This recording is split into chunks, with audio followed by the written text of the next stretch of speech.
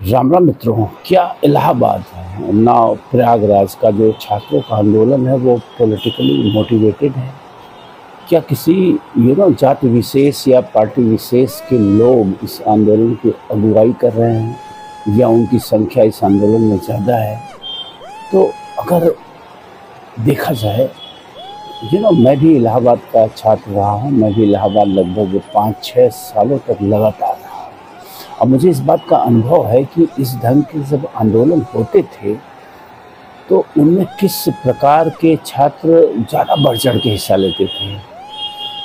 तो ये मेरा अनुभव है कि जो वो छात्र जिनका पढ़ाई से कोई खास लेना देना नहीं रहता है, वही छात्र हैं जो इलाहाबाद राजनीति करने आते हैं या फिर अपराध करने आते हैं। अपराधी मानसिकता के छात्र, राजनीतिक मानसिकता के छात्र यही ज़्यादा होते हैं जो बढ़ चढ़ के हिस्सा लेते हैं। हाँ ठीक है, कुछ छात्र होते हैं जो जेन्युइन तरीके से भी ऐसे मोमेंट में हिस्सा लेते हैं, लेकिन वो बहुत लंबे समय तक आंदोलन के साथ नहीं टिकते हैं, क्योंकि उनका जो प्राइम गोल होता है वो एजुकेशन होता है। वो अपनी पढ़ाई पे ज़्यादा फोकस करना चाहते हैं।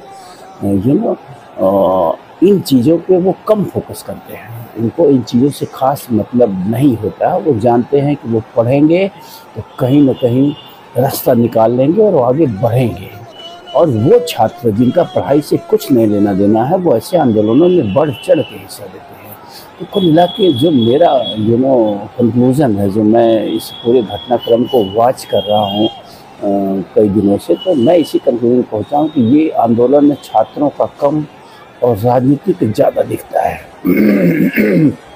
अब ये आंदोलन राजनीतिक हो गया। इस आंदोलन के जो मुख्य कर्ता धर्ता लोग हैं, वो आप अगर फाइंड आउट करें, अगर आप उनसे बातचीत करें, आप उनसे मिलें, तो आप पाएंगे कि वो किसी पार्टी विशेष के समर्थक हैं, किसी जाति विशेष के समर्थक हैं, और वो सत्ता विरोधी तत्व है जो इस आंदोलन को बढ़ावा दे रहे हैं। ठीक है, कहीं ना कहीं मांग जायज़ है कि एक पाली में ही परीक्षा कराई जाए।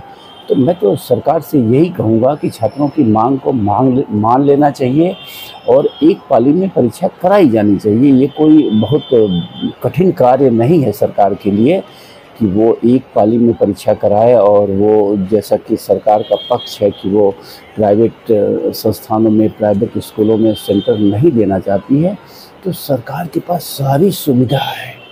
सरकार के पास इतना पर्याप्त सुरक्षा बल है कि वो किसी प्राइवेट इंस्टीट्यूट या किसी जंगल में परीक्षा करा सकती है और कोई चूं तक नहीं कर सकता। उस परीक्षा में कोई कमी नहीं हो सकती है।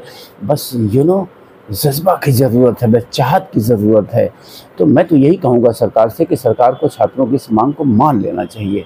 और ये आंदोलन इनफैक्ट पॉलिटिकल आंदोलन हो गया, ये कोई छात्रों का आंदोलन नहीं है।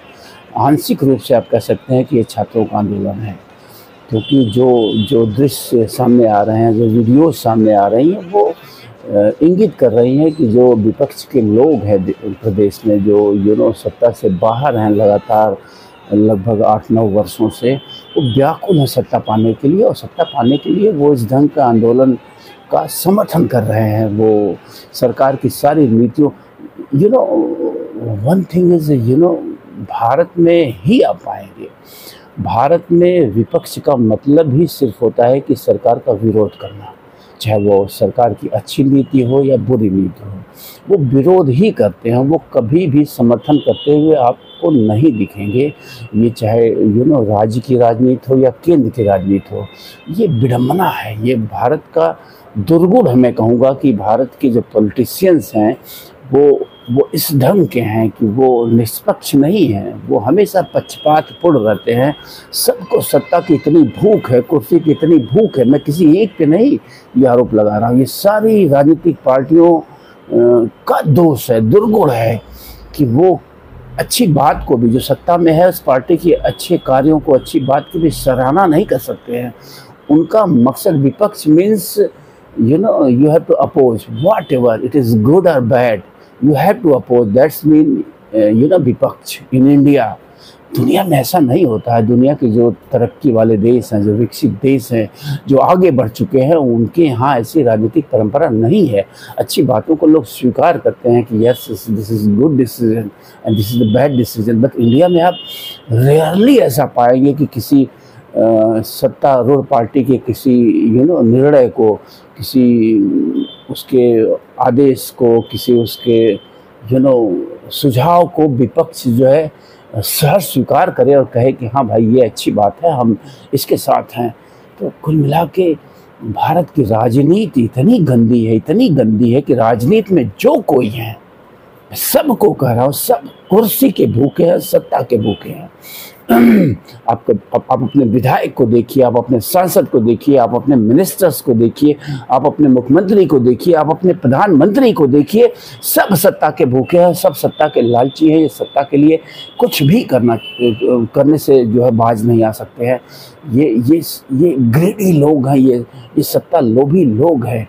ये देश नहीं बदल सकते हैं। इसलिए मैं इस वीडियो के अंत में फिर यही कहूँगा कि हमें बदलना पड़ेगा। अगर हम नहीं बदलेंगे तो ये नेता देश को बर्बाद कर देंगे, देश को इस तरह बांट देंगे टुकड़ों टुकड़ों में कि आपस में लड़ के ये टुकड़े टुकड़े लोग जाति के नाम पे, धर्म के नाम पे मर जाएंगे और नष्ट कर देंगे इस देश को, और भारत नहीं बचेगा। तो बड़ा दुखद है, मुझे ये सारी चीज़ें दुखद लगती हैं। छात्रों को भी बदलाव के साथ आना चाहिए। अगर सरकार कोई बदलाव कर रही है और लग रहा है कि उसकी मंशा सही है तो समर्थन करना चाहिए। हाँ, विरोध करना भी अधिकार है, इसमें मैं इससे पीछे नहीं हट रहा हूँ कि लोकतंत्र में विरोध भी एक तरीका है और ये विरोध होना चाहिए। तो स्थिति बड़ी अस्पष्ट है अगर देखा जाए तो। जो निर्णय सरकार ने लिया है वो अगर ईमानदारी से लिया है तो कतई गलत नहीं है, वो छात्र हित में ही है। लेकिन अगर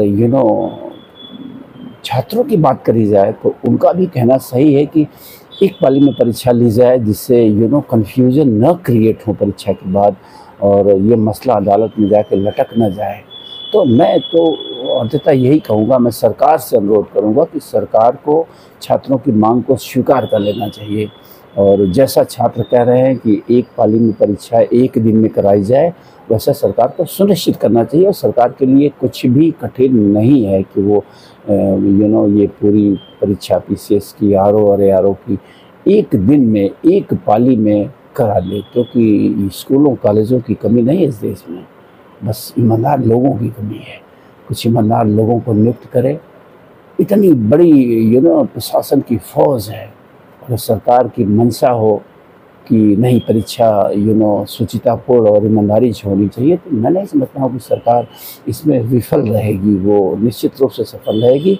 तो मेरी यही अपील है सरकार से, योगी आदित्यनाथ जी से, जो उत्तर प्रदेश के मुख्यमंत्री हैं। मैं व्यक्तिगत रूप से मानता हूँ कि वो परीक्षा में शुचिता चाहते हैं, वो एग्जामिनेशंस जो भी हो रहे हैं प्रदेश में उसमें ईमानदारी बरतना चाहते हैं कि ये परीक्षाएं मेरिट पे हों। मैं व्यक्तिगत रूप से इसका समर्थन करता हूं, मैं उनके इस विचारधारा का भी समर्थन करता हूं। And I stand with him in fact personally. लेकिन यहाँ मैं यही कहूँगा, उनसे मेरी यही रिक्वेस्ट है कि छात्रों की मांग को मान लेना चाहिए। वो जैसा कर रहे हैं उसी ढंग से परीक्षा कराई जानी चाहिए। थैंक यू, धन्यवाद, फिर मिलेंगे।